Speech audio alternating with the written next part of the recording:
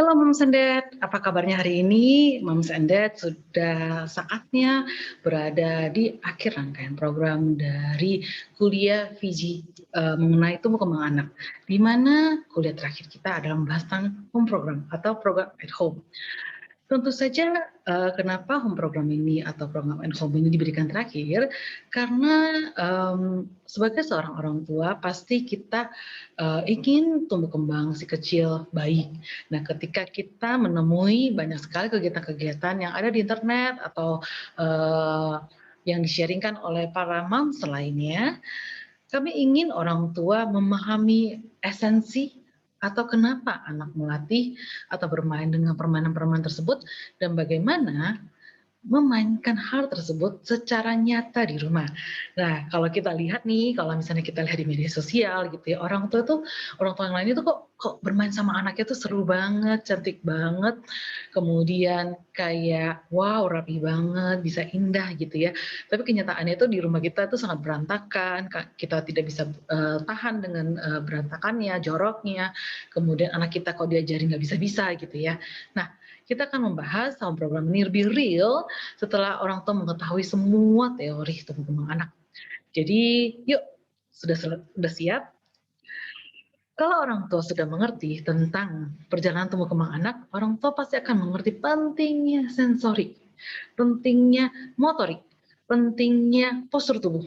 Jadi, sensorik merupakan jembatan informasi dari telinga, dari mata, dari taktil kita, dari penciuman kita, dari perasa kita, dari proprioseptif kita, dari vestibular kita, dan juga dari interoception kita, di mana semua tersebut merupakan informasi untuk kita untuk melihat dunia. Jadi secara visual ketika bayi, apakah si kecil sudah dilatih gitu ya, kicik kicik kicik kicik kicik, dia udah mendengar kicik kicik kicik, matanya ikut dan tangannya mengambil, itu sudah merupakan suatu integrasi sensori motorik. Satu integrasi dari sensorik dan motorik. Jadi sensorik dan motoriknya tidak akan bisa terpisah.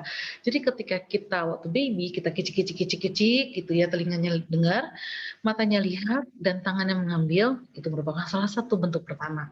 Kemudian kapan lagi ketika kita pancing gitu ya, kita kasih bola atau kasih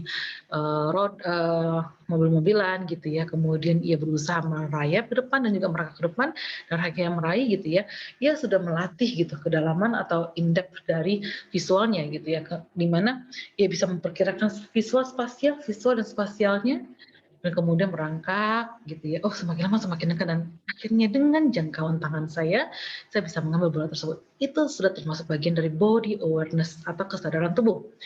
Nah, jadi di masa-masa 1 tahun pertama itu sangat-sangat melatih sensorik dan motorik pada anak. Nah, jadi kami luruskan kembali ya, sensorik itu tidak hanya pada taktil saja. Nah, ini menjadi salah satu kesalahan awam atau salah paham secara massal, di mana semua orang tua itu menganggap sensoripel itu ya berarti taktil, tapi tidak gitu ya. Secara penciuman, secara pendengaran, secara proprioseptif, secara vestibular, itu semuanya merupakan input sensorik dan juga itu sangat penting untuk dilatih pada si kecil. Kemudian motorik, kenapa sih motorik ini penting? Motorik ini merupakan kendaraan ketika si kecil melihat, wah ada es krim nih, menyenangkan nih. Si kecil butuh kendaraannya, yaitu tubuhnya bergerak dengan baik. Ia perlu mengambil kursi, ia perlu mendorong, ia perlu memanjat, melangkahkan kaki ke atas, menjaga keseimbangannya, dan mengambil dengan tangannya. Nah, semua ini kan membutuhkan perkiraan jarak, saya aware sama tubuh saya bisa bergerak dengan nyaman seperti itu, dan kemudian saya bisa mengambil gitu ya. Dan akhirnya sensorik dan motorik ini membentuk kognitif pada anak atau kemampuan berpikir bahwa wah saya pernah manjat seperti ini, ketinggian saya seperti ini, saya membutuhkan seperti ini. Ketika saya melihat sesuatu yang selevel, saya akan bisa mengambil kursi yang sama dan juga saya akan mendorongnya meskipun itu berada di meja yang berbeda tapi satu level. Nah, kemampuan motorik ini sangat dilatih di 1 tahun pertama kembali, di mana ketika bayi terlahir semua pergerakan tubuhnya itu akan menjadi satu. Jadi ketika tangannya digerakkan gitu ya, kakinya kan ikut bergerak, mulutnya bahkan pun ikut bergerak. Yang kita sebut dengan dan perkembangan mereka di 1 tahun pertama itu kita sebut dengan disasosiasi pergerakan, di mana mereka membutuhkan mendisasosiasi pergerakan dari kepala ke leher, leher ke bahu gitu ya. Nah, ketika si kecil waktu baru lahir biasanya mereka cenderung miring gitu ya, cenderung miring. Kemudian apa yang kita latih kemampuan untuk menegakkan tummy time di kepala tengah dan juga melihat ke kiri untuk berguling dan kemudian mereka melatih gitu ya. Nah, kemampuan-kemampuan ini mematangkan refleks bayi yang disebut dengan ATNR atau refleks untuk berguling, asymmetrical tonic neck reflex, di mana ketika anak sudah sering berguling maka ia akan memposisikan tubuhnya di tengah secara leher, dan inilah mempersiapkan anak bisa duduk dengan baik dan makan MPASI dengan baik. Nah, di mana ketika si kecil belum cukup lehernya untuk menopang, maka akan cenderung miring, cenderung ke depan atau ke samping gitu ya. Nah, ini yang membuat anak sulit menelan dan akhirnya melepeh makanan dan akhirnya terjadilah penolakan makanan karena makanan itu menjadi tidak menyenangkan bagi mereka. Jadi sangat erat kaitannya ya, sensorik, motorik untuk tumbuh-tumbuh kembang berikutnya. Masa-masa tummy time, tangan menyentuh ke lantai, itu adalah masa-masa untuk motorik halusnya. Jadi bisa kita lihat bahwa melatih motorik kasar sebenarnya sudah melatih motorik halus, sudah melatih tekstur. Ketika tummy time, tangan menyentuh landasan, ia menyentuh berbagai input tekstur. Nah, ini kan merupakan satu sensori. Kemudian ketika tummy time, ya lihat gitu ya, ke kiri, ke kanan, kemudian kemampuannya semakin ke atas, ia bisa melatih visualnya, ia bisa melatih secara input pendengarannya, ia bisa melihat wajah ibunya dan ayahnya, ia melihat mainan-mainannya. Jadi ketika kita melatih motorik, ketika kita melatih motorik kasar, kita sudah melatih motorik halus dan juga melatih secara sensori. Nah, ini merupakan fondasi-fondasi tumbuh kembang untuk perkembangan berikutnya. Tadi saya sudah ceritakan tentang makan, dan tentu saja ini akan berhubungan dengan bahasa, di mana ketika kita ngomongin bahasa, anak butuh kemampuan dari motor halusnya dan juga atensinya. Dia butuh pergerakan leher, lihat ke bawah, lihat ke benda, bermain dengan sensori halusnya, bermain dengan fungsi benda, kemudian lihat ke orang tua, dan orang tua menerjemahkan apa yang ia lakukan. Sebagai contoh, ia butuh motorik halus di usia 9-12 bulan, 12 ke 15 bulan, lebih kurang seperti itu, adalah usia fase-fase anak untuk belajar pencet-pencet. Ketika dia pencet, wah nyala, pencet lagi, wah lebih kencang, pencet lagi, wow lebih kencang. Nah, di sini ya belajar bahwa wah tangan saya ini mempunyai suatu fungsi gitu ya, mempunyai suatu fungsi bahwa saya bisa mengubah sesuatu yang begitu dahsyat, yaitu angin.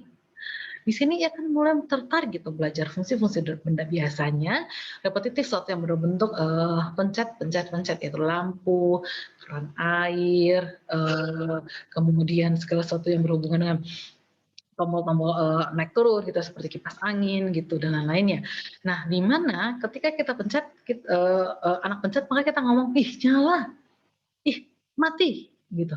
Kemudian apalagi hal-hal yang lainnya, ia kan mulai penasaran dengan sesuatu yang bisa dibuka dan ditutup seperti pintu, ketika ia merangkak, ia mulai menyentuh, ih kok ketutup gitu ya, ia mulai merambat gitu ya, mulai mengambil barang dari laci gitu, kok ketutup, kok kebuka gitu ya. Jadi selain pencet-pencet, buka tutup itu merupakan konsep kedua gitu, masuk keluar.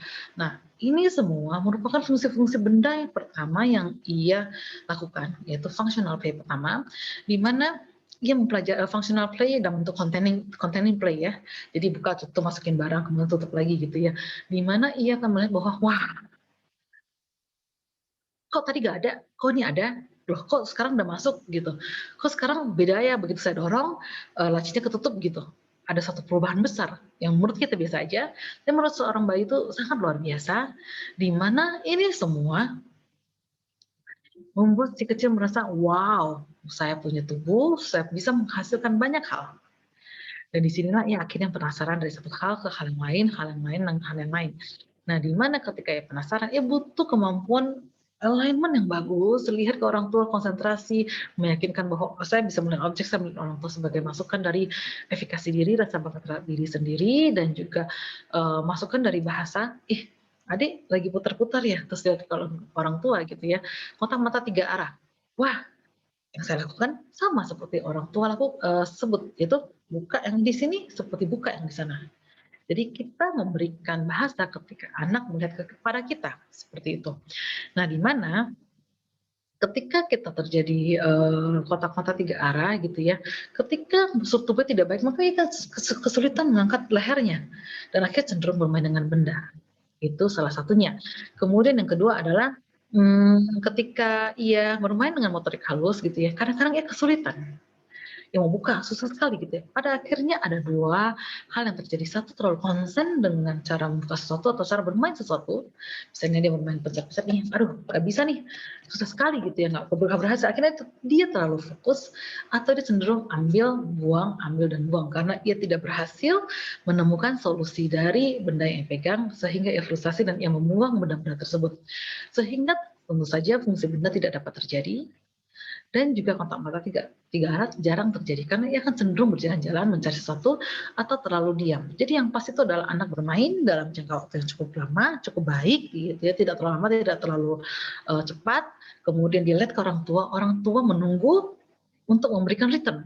Jadi ketika anak melihat namanya serve gitu ya, dan dia menunggu return dari orang tua untuk memberikan kepada dia. Nah, tentu saja kontak mata tiga arah ini salah satunya yang diperlukan adalah mata, telinga, taktil dengan menyentuh berbagai benda gitu, proprioseptif pergerakan disasosiasi motoriknya dan lain-lain bagaimana gitu ya.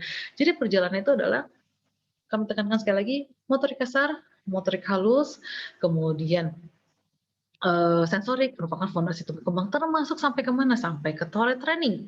Toilet training kalau misalnya core muscle-nya kurang baik, kemudian pelvic stability-nya kurang baik, kita sudah lihat ya, perjalanan dari tubuh, pelvic stability harus bagus dulu, trunk, otot tengah harus bagus dulu. Pelvic stability itu adalah stabilisasi dari panggul. Pantatnya bagus dulu, duduk yang benar gitu ya. Banyak anak yang duduknya itu panggulnya cenderung ke depan. Nah, ini merupakan bentuk dari tubuhnya tidak terbentuk dengan baik. Jadi harus benar-benar mengejar motorik kasarnya, bukan sekedar kita mengatakan bahwa duduk tegak, duduk tegak. Tentu saja anak kan dalam jangka waktu pendek akan begini lagi seperti itu dan kehilangan konsentrasi. Nah, jadi dari panggul yang baik, kemudian trunk yang baik, baru bisa neck control yang baik, baru head, baru jaw, baru kemudian pergerakan lidah dan juga bibir. Nah, bagaimana melatih pelvic atau panggul, bagaimana melatih tubuh tengah kita itu trunk, bagaimana melatih leher, bagaimana melatih kepala dan lain-lain, tentu saja dari motorik kasar. Jadi, jangan fokus pada oral motor atau kemampuan berartikulasi dan lain-lainnya kalau pelviknya saja belum bagus, kalau trunknya saja belum bagus, kalau dia masih duduk WP sitting, itu sudah terbentuk bahwa tubuhnya tidak terbentuk dengan baik stabilisasinya. Jadi ketika sudah terjadi WW sitting gitu ya, itu tanda gejala yang keluar, bukan penyebab. Gejala yang keluar karena tubuhnya kurang optimal, tentu saja hal-hal lain juga tidak akan optimal gitu, seperti motorik halus dan lain-lainnya seperti itu, dan kemudian banyak menunduk, susah konsentrasi, cepat lelah dan lain-lainnya.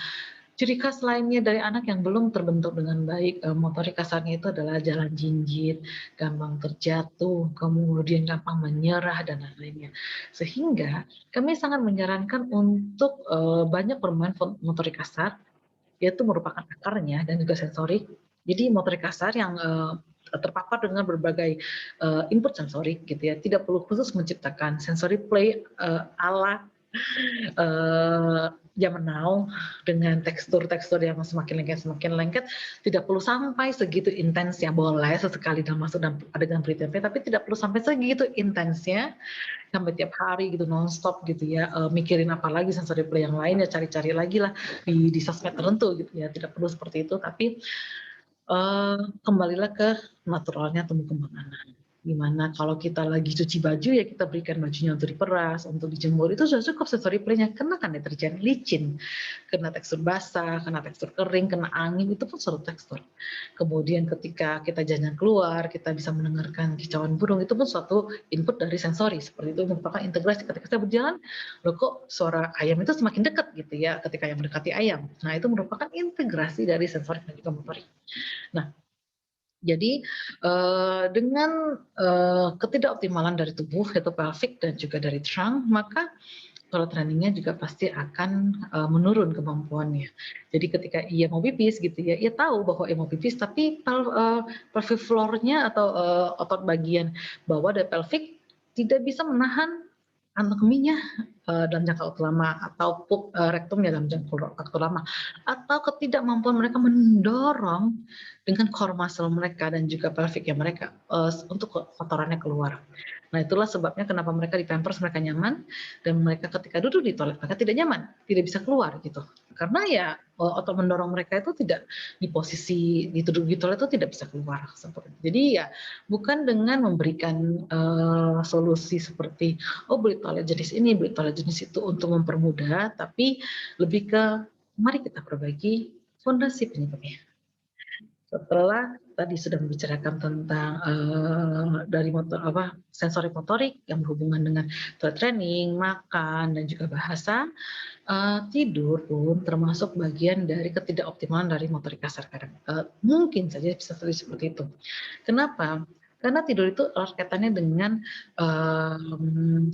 refleks moro, di mana refleks kaget gitu ya. Jadi ada suara sedikit kaget dan akhirnya dia cemas gitu ya, atau merasa terancam atau sangat aware sehingga ya sulit tidur. Itu bisa jadi karena itu.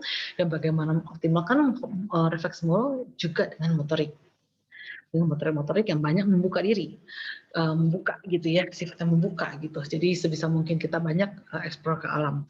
Ketika kita eksplor ke alam, kita lari, kita manjat, kita ambil sesuatu, kita ambil petik mangga, itu kan suatu gerakan-gerakan yang membuka diri. Kemudian kesulitan tidur pun kadang-kadang energinya tidak tersalurkan dengan baik gitu ya. Jadi di siang hari tidak banyak bergerak gitu ya, dan di jam-jam tidur tidak di waktu yang tepat gitu ya pemberian motoriknya gitu ya, atau pemberian permainannya atau bermainnya tidak tepat. Contohnya ketika anak mau tidur malah kita memberikan kesempatan anak untuk lompat-lompat di ranjang, muter-muter tidak jelas, tentu saja anak semakin sulit tidur. Dia semakin aware gitu ya. Jadi paling baik itu adalah bangun, bermain motorik kasar atau bermain di outdoor, kemudian sesaat sebelum tidur kita bermain air karena lebih menenangkan, atau makan, atau bermain pretend play. Jadi dilihat dari kendala-kendala tumbuh kembang yang paling banyak kami temui itu adalah seperti itu. Pertanyaan yang paling banyak itu apalagi Miss gitu ya. Atensi, anak saya susah sekali bisa diam, susah sekali bisa tenang. Mostly itu bergerak terus. Bisa dua hal. Satu, bergerak terus itu apakah karena stabilisasi ototnya tidak cukup kokoh untuk menopang dirinya diam dalam jangka waktu lama. Dalam hal ini duduk diam atau berdiri diam dalam jangka waktu lama. Karena kenapa? Berdiri 1 jam lebih capek daripada berjalan 1 jam. Termasuk duduk 1 jam lebih capek daripada tidurnya 1 jam, ya kan? Nah, jadi ketika kita berdiri dan juga kita duduk, kita butuh kontraksi otot yang lama dalam jangka waktu yang sama. Nah, di mana ketika anak tidak optimal stabilisasi ototnya, tidak terbentuk dengan baik, sendi, tulang, dan juga ototnya, maka ia cepat capai dan kompensasinya itu ia akan berjalan-jalan. Seperti itu, jalan-jalan. Karena ketika berjalan, ototnya itu tidak berkontraksi dalam jangka waktu lama. Apalagi atau pemberian input vestibular yang terlalu berlebihan sensoriknya, apakah pernah kena ayunan yang berlebihan, loncat-loncat yang berlebihan, berputar-putar yang berlebihan, atau kena screen time yang berlebihan. Karena screen time itu perputaran dari adegannya sangat cepat sehingga menstimulasi vestibular dari visualnya. Jadi visual dan vestibular itu pun ada satu konektivitas. Jadi ketika anak tidak terpapar screen time, kayak cenderung berputar-putar, karena ketika kita berputar-putar, benda bergerak begitu cepat. Sehingga akhirnya seinput dari vestibularnya semakin hiposensitivitas. Nah, ketika input vestibularnya semakin hiposensitivitas, tentu saja akan semakin aktif. Jadi banyak sekali hal-hal yang harus kita telaah lagi penyebabnya apa. Sehingga ketika kita stimulasi, kita tahu sasarannya kemana. Namun dari kami menyarankan bahwa lupakan semua itu. Jadilah parents, jadilah orang tua, bermain saja. Bermain pada prinsipnya itu adalah bervariasi, kemudian nikmati momen, maka anak akan berkembang dengan sendiri. Kenapa? Karena anak bisa merasakan pressure yang kita berikan. Ada rasa kayak, gemes banget nih, saya pengennya begini, tapi tidak berhasil. Ada rasa seperti itu, dan akhirnya anak tidak akan perform dengan baik. Atau anak menunjukkan rasa frustasi, kesal, kemudian merasa stres, gitu ya. Merasa bingung, nggak ada ide, diinstruksi terus seperti robot, seperti itu. Sehingga sinaps-sinaps antar neuron tidak akan tercipta. Jadi anak baru bisa menciptakan sinaps antar neuron ketika minat anak Anda Jadi ya memang ingin belajar, ya memang ingin penasaran, maka memori tersebut atau sinaps tersebut akan stay. Caranya. Dan kita sebut dengan assimilation and accommodation, di mana ya pertama kali belajar tentang ketuk-ketuk gitu ya, mungkin dari bola gitu ya, tok tok tok tok tok, atau dari kubus gitu, ada dari Lego gitu ya, tok tok tok, tok bersuara gitu. Kemudian dia akan tok tok tok tok, tok hal yang lain gitu ya, mungkin dia ambil tok tok tok botol, dia akan ketok-ketok botol gitu ya. Nah suatu hari dia akan mengambil telur dan mengetuk kayak tok gitu. Kenapa? Saya di bola bisa bersuara, di Lego atau construction block itu bisa bersuara, tapi di telur malah pecah. Nah, inilah kemampuan belajar mereka.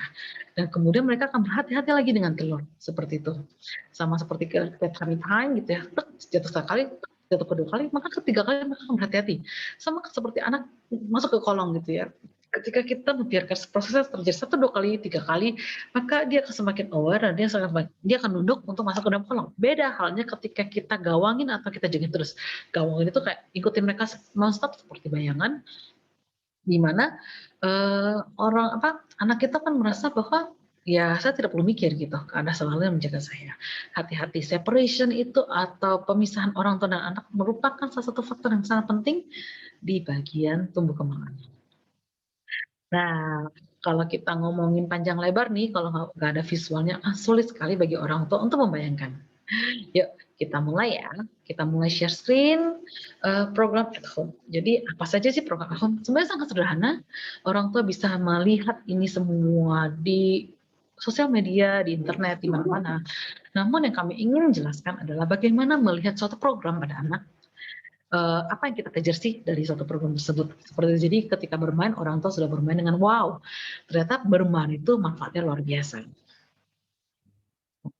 Kita lihat ya, tadi kita ngomongin soal postur tubuh. Postur tubuh itu adalah yang bagus dari telinga, bahu, panggul, lutut, dan juga pergelangan kaki itu satu garis lurus. Pas banget nih, pas banget hari ini, pagi ini, saya baru berlatih dengan trainer saya, kemudian dia mengatakan bahwa angkat kakinya, kemudian taruh sapunya dari jadi posisinya sit up. Ini trainer orang dewasa ya, posisi sit up gitu ya, kepala terlalu nunduk, kakinya terlalu naik gitu ya. Caranya adalah untuk membayangkan itu pas atau tidak, ambil sapu, taruh dari atas sampai ke bawah, apakah itu satu garis lurus atau tidak. Nah, sama juga nih, gitu ya. Jadi bukan seperti maju ke depan. Jadi kalau misalnya kita melihat anak ya kita melihatnya baik-baik aja ya. Sepertinya semua postur tubuh anak tuh seperti itu. Contohnya ketika saya bertemu dengan mantan orang tua mantan murid saya, dia ketika konsultasi anak yang di SD gitu ya, dia mengatakan bahwa anaknya nggak bisa diam, anaknya nggak bisa konsentrasi, padahal pinter banget, semua diajarin bisa mengerti, tapi sekolah online itu susah sekali gitu untuk membuatnya diam. Nah, ketika saya tanyakan apakah kecil dulu babysitting, jadi yang dia konsultasi adiknya gitu ya, bukan murid yang saya ajar. Dia konsultasi itu adik dari murid yang saya ajar. Saya bertanya seperti ini, apakah waktu kecil duduk babysitting? Dan dia mengatakan bahwa, loh, bukannya semua anak itu pasti duduk babysitting. Nah, jadi kalau anak duduk babysitting kita sudah tahu ya, kita sudah pelajari bahwa itu bentuk dari ketidakoptimalan dari postur tubuh mereka, sehingga anak-anak yang cenderung duduk babysitting itu pasti akan seperti yang kiri gitu ya, kepalanya maju ke depan gitu ya. Bahkan ini terjadi sampai orang dewasa gitu ya. Dan saya punya salah satu rekan kerja, dia duduknya bahkan maju seperti yang di kiri. Ketika kita ngomong sama dia selalu, apa miss? Apa miss? Karena ketidakoptimalan dari otak dia bekerja, otak manusia bekerja gitu ya. Kenapa? Otak manusia bisa bekerja dengan baik itu kalau postur tubuhnya bagus. Tapi kalau postur tubuhnya tidak bagus, maka salah satunya kita lihat ya, fokus yang rendah, seperti itu. Kemudian kemampuan motorik yang jelek, seperti itu dan lain-lainnya. Sehingga tentu saja ketika anak ketika belajar sesuatu, jadi dia tidak bisa masuk secara full gitu. Karena otak ya ketika kita nunduk ya otak kan oh iya posisi saatnya rest mode gitu ya, saatnya istirahat seperti itu. Nah, jadi yang kita perlu kerja pertama kali adalah postur tubuh yang bagus, motorik kasarnya, sehingga seperti kita sudah pelajari di kelas sebelumnya ya, atas ke bawah, dalam keluar, bersilangan untuk mencari center of mass atau center of gravity yang baik, stabilisasi tubuh yang baik, sehingga motorik halusnya bisa berkembang, termasuk mulut itu pun motorik halus. motorik halus, karena pup itu rektum, terus buka tutup itu motorik halus, telinga pun motorik halus, seperti itu. Lidah semuanya motorik halus, seperti itu. Nah, baru sensoriknya juga bisa terdevelop dengan baik, karena otak selalu oke, aware, semuanya aware gitu ya. Jangan jangan lengah dan jangan tertidur seperti itu, atau jangan ngelamun. Nah, jadi banyak program-program yang kami sarankan itu sebenarnya itu banyak mengejar motorik kasarnya. Nah, kita lihat lagi ya, kenapa sih motorik kasar paling penting? Nah, ini paling bawah ini adalah suatu genetik dan juga gizi yang tidak bisa kita sentuh, itu dalam di masa-masa kehamilan. Namun, semua hal yang berhubungan dengan kehamilan dan kelahiran itu merupakan faktor yang tidak bisa kita kontrol. Itu terjadi begitu aja pada tubuh ya. Jadi tiba-tiba kita rasanya deg-degan, kita rasanya tidak enak, kita ada suatu permasalahan di darah dan lain-lain, itu bukan hal-hal yang bisa kita kontrol, atau kontraksinya lama, ketumbuhan dini, harus sesar segera atau vakum atau diinduksi, itu merupakan hal-hal yang tidak bisa kita kontrol. Nah, itu ada di bagian bawah seperti itu. Nah, mulai dari primitif refleks ke atas, maka ini adalah hal-hal yang bisa kita kejar. Primitif refleks itu berbicara tentang routing, saking, gitu, parmar, pumoro, di mana hal-hal ini merupakan refleks yang diberikan oleh Tuhan untuk mempertahankan hidup. Jadi ketika dia mau menyusui, dia harus mempunyai refleks menyusui atau routing dan juga saking, atau dia muru gitu ya, ada kagetan tiba-tiba tangannya ke atas seakan-akan menjangkau orang tuanya untuk meminta tolong seperti itu ya, tolong saya seperti itu. Jadi atau misalnya ketika ada misalnya kebakaran atau ada gempa bumi gitu ya, dia akan mengagetkan dirinya seakan-akan menjangkau orang tuanya dan juga membangunkan dirinya dan menangis sekuat-kuatnya supaya ketika ia dalam bencana orang dewasa bisa menemukan dia segera seperti itu. Nah, itu merupakan hal yang diberikan Tuhan secara indah pada kita. Nah, primitive reflex ini harus terintegrasi dengan baik. Sebenarnya banyak itu di 4 sampai 6 bulan, baru refleks 4 sampai 6 bulan, parma di 4 sampai 6 bulan, saking rutin pun bahkan di 4 sampai 6 bulan. Nah, kemudian berjalan waktu akan mulailah terjadi postural refleks. SNR gitu, refleks bergulung pun sudah harus mulai matang di 4 sampai 6 bulan. Kenapa? Ini adalah masa-masa MPASI, masa-masa anak duduk gitu ya, harus sudah bagus, tidak seperti ini lagi, tidak seperti ini lagi, seperti posisi refleks asymmetrical tonic neck reflection yang belum matang. Seperti lagi postur refleks itu apalagi TRR, posisi tummy time, kemampuan tubuh mengontrol kepalanya, postur tubuhnya seperti itu. Karena ini adalah segala-segalanya. Seperti itu. Nah, kemarin kita sudah eksperimen ya, ketika kita mundur dan menelan, itu lebih susah sekali seperti itu. Nah, atau adanya refleks onggong-onggong yang belum matang atau refleks SNR yang belum matang. Di mana ketika onggong-onggong ini adalah masa-masa mematangkan SNR dan termasuk juga merangkak gitu ya. Merupakan masa-masa untuk mematangkan SNR sehingga banyak pakar yang mengatakan bahwa setelah merangkak yang baik SNR ini atau WW sitting ini salah satu manifestasinya atau gejalanya tidak keluar lagi. Kalau masih ada berarti tanda bahwa SNR-nya belum matang dengan optimal. Atau ada lagi yang mengatakan setelah berjalan harusnya WW sitting-nya nggak muncul lagi gitu ya, karena kalau misalnya setelah berjalan ya harusnya anak sudah mulai matang gitu. Ada juga mengatakan 2 tahun ke bawah masih aman, 2 tahun ke atas enggak karena mereka masih fleksibel sendi dan tulangnya. Jadi ada juga mengatakan sampai dewasa pun nggak apa-apa, ya termasuk semuanya dengan pandangannya masing-masing. Namun dari kami, dari pengalaman kami menemui anak-anak gitu ya, kami paling melihat salah satu pandangan bahwa WW sitting sebaiknya itu sudah mulai tidak terlihat setelah anak mulai merangkak atau anak selesai merangkak. Nah, itu merupakan salah satu tanda ketika kami banyak screening gitu ya, banyak anak merangkak itu dengan wide legs atau lebar gitu. Nah, itu merupakan salah satu tanda STNR yang belum matang. Refleks gonggongnya, atau ada satu kaki yang keangkat set gitu ya. Nah, bisa jadi itu merupakan salah satu bentuk dari spinal galannya belum matang atau dia agak rotasi gitu, berputar maju ke depan. Atau ada lagi yang satu diseret, bisa jadi karena refleks ATNR atau refleks berguling, refleks kanan kiri tubuhnya belum matang. Jadi sedalam itu mengenai refleks. Jadi refleks ini boleh dibilang bisa saja stay sampai kita seumur hidup. kalau belum matang. Jadi ada refleks yang harus menetap pada kita seumur hidup, yaitu seperti refleks bersin, refleks bernafas, refleks parachute, tangan selalu menahan kepala di berbagai posisi tubuh, itu harus selalu ada. Tapi ada yang harus terintegrasi seperti tadi saya sudah sebutkan ya. Kalau masih ada STNR biasanya anak itu akan sulit untuk fokus gitu ya. Kalau misalnya ada ATNR, maka anak akan sulit untuk membedakan kiri dan kanan, bahkan bisa sampai dengan kesulitan untuk B dan D seperti itu. Atau refleks TNR gitu ya. Ini merupakan salah satu refleks yang sangat penting ketika akademik gitu ya, apakah dia bisa sequencing 1, 2, 3, 4, 5 atau dia malahan men-skip salah satu angka gitu, 1, 3, 5, 7, 8, 9 gitu. Atau ketika dia mencatat gitu, dia kan harus melihat, melihat, menunduk. Dan anak-anak dengan TNR yang masih kuat, itu biasanya akan cenderung skip bacaan. Jadi sudah terrefleks sehingga refleks itu merupakan salah satu kelas yang sangat intensif dan boleh dibilang paling intensif dari kita. Kemudian tesnya sensori integrasi loh.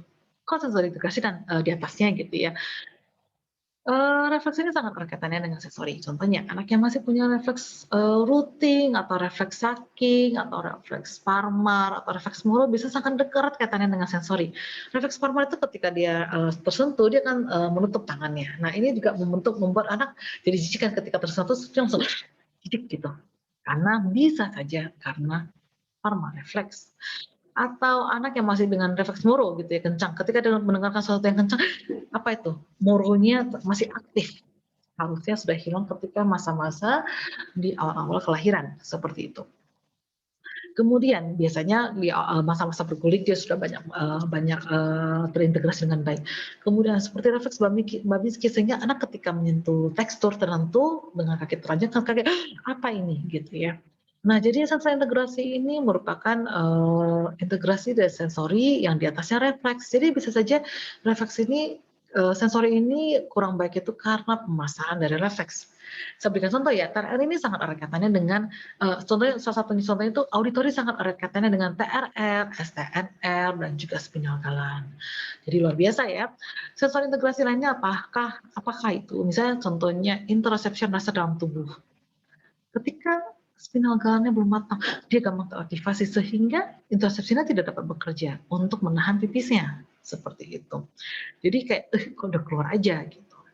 Jadi dari refleks, kemudian sensor integrasi dan juga motor pattern and coordination. Nah ini merupakan koordinasi motorik kasar gitu yang lebih lanjut seperti berjalan, melompat, skipping, running gitu ya, berlari, memanjat gitu ya. Dan cenderung dan juga dengan correct motor patterns gitu ya, yang benar gitu, bukan asal sembarangan naik tangga aja. Jadi kami ketika kami screening, ketika kami minta video anak naik tangga atau turun tangga, yang kami lihat itu adalah pola berjalan naik turun tangga itu bagus atau tidak gitu, apakah masih ada refleks-refleks yang bekerja. Jadi refleks itu adalah gerak tubuh yang tidak bisa kita kontrol, yang tidak kita sadari, tapi motor patterns and coordination adalah gerak motorik yang sangat kita sadari. Seperti itu ya. Jadi kalau tidak kita sadari itu ada gitu ya, itu yang tidak kita sadari itu refleks gitu ya. Tapi setelah kita sadari kita akan bergerak secara baik gitu ya. Kita mencengkram, kita menggenggam, kita memutarkan sesuatu. Baru di atasnya kemampuan bahasa. Tadi kita sudah jelaskan berkali-kali sekali di setiap kelas gitu ya. Bahasa itu baru bisa bagus kalau motorik halusnya bisa bagus. Ya mempelajari fungsi benda dulu, ya bangga terhadap dirinya, ya banyak mandiri, ya terpisah dari orang tua, baru bisa tercipta bahasa. Karena kosakata berbentuk karena fungsi benda. Jadi gelas adalah semua bentuk gelas, saya harus pelajari fungsinya dengan tangan saya. Saya minum, saya sentuh, saya berusaha pegang gitu ya. Oh ternyata ini untuk minum, saya minum gitu. Ternyata fungsinya adalah untuk menampung cairan untuk saya minum. Nah, jadi semua bentuk gelas saya akan sebut dengan gelas. Saya memahami itu gelas karena fungsinya, karena bantuan dari tangan saya. Dan juga tadi saya sebutkan bahwa pemisahan orang tua dan anak itu harus sangat nyata, harus terjadi gitu, harus mandiri orang tua, anak harus mandiri tanpa bantuan orang tua. Di mana kenapa? Ketika anak sudah mengerti bahwa ia merupakan suatu individu yang terpisah, maka ia butuh bahasa untuk membuat mama paham lagi. Berbeda halnya kalau mama nempel terus, kita mama nempel kemanapun. Sini mama bantu, sini mama bantu. Mama selalu paham tanpa anak perlu berbahasa. Sama seperti 1 tahun pertama. Jadi harusnya anak sulit sekali, mama bantu dong. Gitu. Karena kok mama dari tadi nggak bantu saya gitu. Nah, atau misalnya saya ngomong, mama es krim gitu. Akhirnya mama bisa mengerti bahwa saya yang pengen itu adalah es krim, bukan susu yang di sampingnya. seperti itu. Nah, jadi itu adalah berhubungan dengan bahasa, kemudian konsep. Jadi dari adanya bahasa baru dia bisa mengerti konsep-konsep ya. Jadi mengerti konsep penuh. Kalau kamu tuang air, kamu harus tunggu dulu, hati-hati, tarik supaya tidak tumpah. Kalau kamu penuh terus itu akan tumpah. Itu kan merupakan satu konsep yang membuat anak, oh make sense nih tentang dunia-dunia ini. Sehingga biasanya banyak terjadi itu adalah anak sering tantrum di usia 2 tahun. Kenapa? Secara kognitif mereka sudah berkembang, tapi secara bahasa dan juga secara sense of the word-nya masih belum berkembang dengan baik, sehingga masa-masa adjustment ini terjadilah tantrum. Nah, tantrum yang baik, ya tantrum yang dia punya keinginan banyak, gitu, kita bisa fasilitasi dengan baik dan akhirnya membuat dia berkembang, itu tantrum yang baik gitu ya. Tapi ada juga tantrum yang wah ini merupakan refleks gitu ya. Dia ternyata frustasi, dia ingin ini, itu semua orang tidak paham sehingga frustasi. Termasuk juga ia bisa frustasi tanpa ngomong karena motoriknya. Jadi misalnya dia pengen buka, dibuka nggak bisa, udah frustasi dia lempar gitu ya. Nah konsepnya nggak bisa nyampe gitu. Kenapa orang lain bisa, saya nggak bisa? Apa sih yang mereka lakukan? Jadi tidak bisa mengerti konsep buka tutup gitu. Nah, hal dari motorik-motorik ya, dan juga baru di atas-atasnya ya, kemampuan belajar, baca, tulis, bahwa saya baca itu merupakan suatu arti dari yang pernah saya alami sehari-hari, seperti itu. Nah, kita akan masuk ke dalam skema bermain itu ada 10 gitu, ada banyak sekali sebenarnya gitu ya. Jadi anak itu kita dari kecil sampai dewasa, dari anak sampai dewasa itu pasti akan melalui skema-skema bermain seperti ini. Jadi rotation gitu ya, sesuatu yang bisa diputar, roda, mobil, blender gitu ya. Mereka kan cenderung tertarik seperti itu, kipas angin gitu. Loh kok itu bisa bergerak gitu ya, ban mobil yang kita gelindingkan gitu. Segala sesuatu yang berhubungan dengan berputar, pengocok gitu, semuanya kita aduk itu semuanya rotation. Enveloping itu segala sesuatu yang um, membungkus kita tapi secara langsung gitu ya. Jadi seperti bedong gitu ya, kemudian sarung tangan, kemudian handuk, itu adalah benda-benda yang melekat secara langsung envelope gitu ya, seperti surat gitu,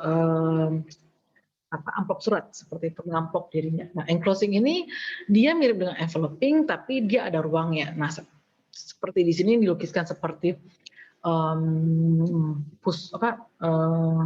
stroller baby gitu ya, kita menyimpan baby di stroller di mana setelah baby masih ada ruangannya sebelum ketemu stroller seperti itu. Nah, jadi kalau enveloping itu seperti baju yang melekat pada kita, enclosing itu adalah suatu rumah gitu ya. Nah, ketika jadi ada suatu tempat yang kita tempati tapi masih ada ruangannya.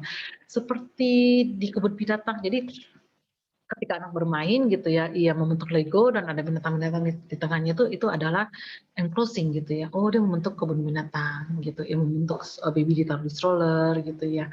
Nah, ia membentuk kotak, ada benda yang ditaruh di dalam, itu merupakan suatu konsep dari enclosing. Transporting memindahkan sesuatu dari satu tempat ke tempat lain, ke satu tempat ke tempat lain. Dia pergi ke pasar, dia ambil telur, dia pulang lagi ke rumah dalam peritan playnya dia. Jadi itu merupakan bentuk transporting atau misal berpisah dari atas ke bawah gitu ya, seret gitu loh, benda ke atas ke bawah seperti tracker. Nah itu kan suatu pindahan benda dari atas ke bawah, itu disebut tangan transporting. Scattering gitu ya, mengosongkan, mengeluarkan, kemudian menghapus gitu ya, mengelap gitu, itu namanya scattering. Connecting, mengkoneksi dua benda gitu ya, seperti rel kereta api, Play-Doh yang disambungkan kembali, buah-buahan yang dipotong disambungkan kembali, Lego gitu atau construction block gitu ya. Nah ini merupakan connecting. Trajectory ini adalah melihat objek gitu ya, atau melihat benda-benda bergerak melewati ruangan seperti roda, jadi dia set gitu ya, mobil jalan gitu, atau dia lempar bola kena bowling gitu. Ini merupakan trajektori, suatu benda bergerak melewati suatu ruangan dan menimbulkan suatu hal yang baik, yang lainnya gitu. Positioning gitu ya, ketika dia mulai menyusun barang-barang kiri ke kanan, bawah ke atas, besar ke kecil gitu ya, itu merupakan positioning gitu, menyusun benda-benda sesuai dengan posisinya. Orientation gitu ya, ia suka sekali melihat dunia, ya berlihat ke seperti ini, kok beda ya, seperti ini kok beda ya. Nah makanya kita kadang-kadang melihat kayak kok anak suka sekali sih apa rolling dirinya ke depan, atau kenapa sih mereka suka sekali main ayunan, kenapa mereka suka bergelantungan, kenapa mereka suka melihat ke atas sambil berjalan, ke bawah sambil berjalan. Nah, itu meditation dan going through, melewati terowongan, melewati tunnel, melewati tubes gitu ya. Jadi kalau misalnya kita bikin tubes itu cubes ya. Jadi ada satu corong panjang gitu ya. Jadi dari bola lewat ke bola gitu itu melakukan going through. Seperti itu, suatu lubang. Nah, ini merupakan konsep-konsep bermain, skema bermain pada anak seperti itu. Nah, jadi dari 10 konsep ini biasanya kita akan selalu oh iya dia lagi crossing nih, oh iya dia lagi rotation nih, seperti itu. Nah, ini semua penting gitu ya. Jadi rotation itu ya kalau kita nanti suatu hari anak kita menjadi insinyur yang berhubungan dengan lift gitu ya, dia kan mempelajari konsep dari rotasi gitu di dalam pelajaran atau membuat liftnya seperti itu. Nah, jadi pada prinsipnya itu bayi, prinsip bayi stimulasi motor itu adalah sepanjang ia bangun. Sederhana sih sepanjang ia bangun. Kenapa? Bayi itu akan cenderung tidur sebenarnya, makan, mandi, main-main bentar tidur gitu ya, makan, bangun, kemudian mandi, tidur lagi, makan, bangun, ganti popok, tidur lagi. Jadi pada muslinya itu berjalannya waktu, berjalannya usia, ketika mereka butuh banyak bergerak, mereka akan lebih banyak bangun. Jadi prinsip dari bayi itu adalah sepanjang ia bangun. Jadi selain dari masa-masa ia ganti popok, makan, mandi, makanya itu adalah masa-masa tummy time, masa-masa melantai, masa-masa motorik, masa-masa bermain baby gym gitu ya, masa-masa ia side lying gitu, masa-masa ia merayap, merangkak. Jadi itu adalah prinsip bayi. Untuk prinsip dari balita 5 sampai 8 jam kami sarankan, untuk SD 3 sampai 5 jam gitu ya. Nah, prinsipnya itu adalah anak tidak boleh dibiarkan bengong. Jadi bermain sendiri, tapi bermain sendiri itu tidak ada ide gitu. Tidak ada kayak aduh saya bingung nih, saya bongkar itu tidak ada ide, atau jalan-jalan, atau dia cuma diem aja bengong ngeliat ke atas. Itu yang tidak boleh atau tidak kita hindari gitu ya. Tapi ketika anak sudah mandiri, ya kan pasti akan cenderung bermain sendiri.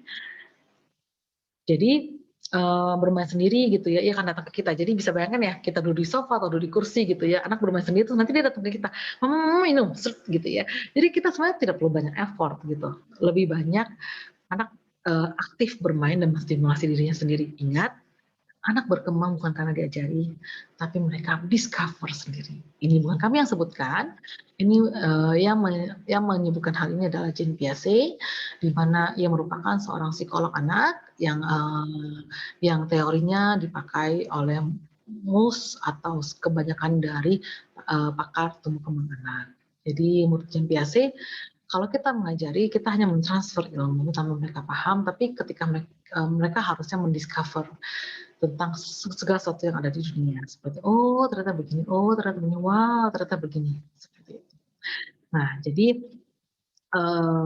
jadwalnya itu kami berikan di 4 area yang berbeda. Kenapa? Karena kalau di area yang sama pasti anak akan bosan dan juga kehabisan ide gitu ya. Anak butuh dalam satu hari itu akan berpindah-pindah tempat, sama seperti kita lah. Kalau kita juga banyak beraktivitas di dapur, habis itu kita beraktivitas di kamar, kita beraktivitas di ruang tamu gitu. Jadi kita sebagai seorang orang dewasa juga berpindah-pindah. Termasuk di kantor, ketika kita bosan kita pasti break ke toilet gitu ya, atau kita bikin kopi gitu.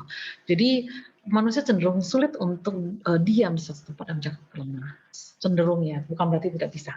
Nah, jadi main di teras itu segala sesuatu yang berhubungan dengan air, basah, atau kita mau main dengan misalnya binatang-binatang yang kena lumpur, terus kita cuci, kita siram, itu boleh. Apalagi main di teras, biasanya siram bunga, seperti itu. Kemudian cuci mobil, bantu mama jemur baju, seperti itu. Main di rumah itu berhubungan dengan motorik kasar. Sewa permainan tinggal diganti aja sebulan sekali. Kalau misalnya mama kehabisan ide. Kalau tidak, mama bisa melihat berbagai jenis permainan-permainan yang kami sajikan sesaat lagi. Nah, itu mama bisa ciptakan sendiri. Dan juga kemudian bermain di luar. Kenapa bermain di luar? Karena anak butuh melihat pemandangan visual yang sangat jauh gitu. Dimana ketika dia bermain di dalam rumah, dia kan ketemu tembok, dan tembok gitu ya. Berbeda halnya ketika ia bermain di luar. Nah, jadi di mana ketika ia berjalan gitu ya, ia bisa melihat bahwa oh ada yang sedang petik bunga, oh dia sedang berjalan gitu ya, ada tukang sayur lewat gitu ya, ia sedang berjalan, oh ya ini warung gitu. Jadi tubuhnya bergerak dan matanya ikut melihat apa yang ia bergerak gitu ya, telinganya, semua pengalaman itu sangat kaya. Namun jika tidak memungkinkan untuk main di luar, setidaknya bisa di tempat cucian baju. Jadi setidaknya ada 4 area yang berbeda gitu ya, setidak-tidaknya. Jadi bisa tempat cucian baju gitu ya, kita ajak mereka untuk jemur baju. Nah, di area tempat jemur baju itu kita sediakan mainan-mainan yang berbeda dengan di teras. Jadi misalnya lebih ke bermain balon, bermain bubble gitu ya. Kemudian melihat keluar gitu, rumah ini gitu, rumah itu siapa yang lewat dan lain-lainnya seperti itu. Setidaknya mereka mengitari tempat cucian baju karena di tempat cucian baju biasanya lebih tidak ada tembok seperti itu. Nah, di teras kita berikan lebih berhubungan dengan tentang tanaman, tekstur gitu, sesuatu yang basah. Karena kenapa? Tinggal kita siram. Jadi memainkan sesuatu yang kotor tinggal kita siram seperti itu ya. Bermain di tempat cuci baju, mereka kita minta untuk cuci baju bersama, kita minta untuk jemur, kita peras gitu. Itu sangat masing-masing mereka kita ajarin mereka nyapu, ngepel tuh di situ. Kemudian bermain pretend play atau baca buku ini sesaat sebelum tidur. Jadi bermain pretend play ini kami sarankan di malam hari di mana orang tua sudah menyelesaikan semua tugasnya sehingga tidak penuh dengan pikiran belum menyelesaikan ini dan itu, dan kita mulai bermain pretend play setelah makan malam di mana di sini orang tua banyak diam. Jadi kalau tiga area di luar gitu ya, orang tua juga sebenarnya banyak diam sih, tapi lebih ke orang tua tidak perlu banyak mikir gitu ya, tidak perlu hanya menemani saja sifatnya dan anak akan berkembang sendiri, menjaganya saja supaya tidak bahaya. Tapi kalau di pretend play, orang tua itu sebenarnya diam tapi berpikir, kayak, dia lagi pegang ini, saya kapan masuk, kapan memberikan bahasa, kapan saya memancing dengan benda lain, apakah saya terlalu cepat, saya terlalu lama, diam di luar tapi sibuk berpikir di dalam. Kapan saya lihat apakah cara melihat saya udah lembut sesuai nggak mainkan gestur dan lain-lainnya seperti itu. Nah, baca buku itu bisa sesaat sebelum tidur karena nada ketika baca buku itu kan cenderung monoton gitu-gitu aja dan lain-lainnya seperti itu. Nah, jadi pretend play ini bagi saya pribadi itu merupakan cara bermain yang paling sulit. Termasuk juga baca buku sih sebenarnya karena kita sebelum konsentrasi gitu ya. Namun di 3 area yang berikutnya itu sangat ringan sih, lebih ke kayak kita tinggal bawa keluar gitu, mereka tinggal berjalan sendiri gitu ya, yang penting tidak kena mobil dan lain-lain. Kita tinggal ngajak mereka untuk siram tanaman, mereka udah heboh sendiri, kita udah tinggal ngajak mereka cuci kendaraan, mereka udah heboh sendiri. Atau kita sediakan benda-benda yang memang kita lebih prepare lebih banyak gitu ya. Contohnya binatang-binatang itu kita berikan tepung dan air sehingga seperti lumpur dan mereka cuci gitu. Itu kan sesuatu yang harus kita mikir sekali, tapi sisanya anak akan seru sendiri seperti itu. Nah, ini merupakan salah satu alat yang sangat baik itu balancing baik gitu ya, di mana anak harus menyeimbangkan kanan kiri supaya sepedanya tidak jatuh. Kayak gitu ya, berbeda dengan kayak benda-benda yang anak menggunakan tidak perlu balancing, benda itu tetap akan kokoh berdiri. Nah, ini kalau bendanya tidak dinaikin, ini kan akan jatuh seperti itu. Oke, nah ini adalah yang bisa kita sewa. Seperti itu, ini juga merupakan alat yang bisa kita sewa. Nah, ini juga bisa kita sewa atau kita beli provide di rumah. Ini juga bisa seperti itu ya. Nah, kami memberikan saran untuk orang tua yang memang tidak punya waktu banyak untuk mempersiapkan ini, misalnya WFH atau memang secara kondisi rumahnya tidak memungkinkan gitu ya, atau untuk orang berpikir lagi, orang tua bisa mempertimbangkan untuk menyewa mainan 1 sampai 2 macam dalam sebulan dan kemudian menggantinya setiap bulan. Meskipun sama-sama sliding atau meskipun sama-sama bermain basket nih, ketinggiannya pasti akan berbeda, cara bermainnya pasti akan berbeda. Sama-sama manjat, feelingnya sama-sama manjat, tapi kan jarak dari panjatan itu berbeda. Nah, pilihlah mainan-mainan yang tidak bersuara gitu ya, banyak motif-motif kasar dan juga suppliernya dekat gitu. Jadi sehingga orang tua tidak kerepotan. Jadi atau supplier yang bisa delivery gitu ya ke tempat kita sehingga orang tua tidak kerepotan. Yang perlu kita lakukan dengan motor kasar ini yang dengan nyawa mainan, kita tinggal taruh aja di rumah, mereka akan seru sendiri seperti itu. Dan ketika diganti per bulan mereka tetap excited gitu ya. Jadi di masa-masa kita kayak kita masih bisa bekerja di dekat mereka, tapi pengawasan itu hanya bisa sekedar dengan mata gitu ya. Jadi kita bisa sambil ngetik, sambil kita lihat gitu. Mereka main sliding gitu, yang penting tidak bahaya, ya kita bisa mulai bekerja di sampingnya di jam-jam motor geser di dalam rumah. Jadi ketika kita punya trik, maka sebenarnya punya anak di sekitar kita tidak pernah akan terasa sulit, tidak akan menyita terlalu banyak perhatian kita gitu. Kita selalu bisa melakukan segala sesuatu itu bersama-sama.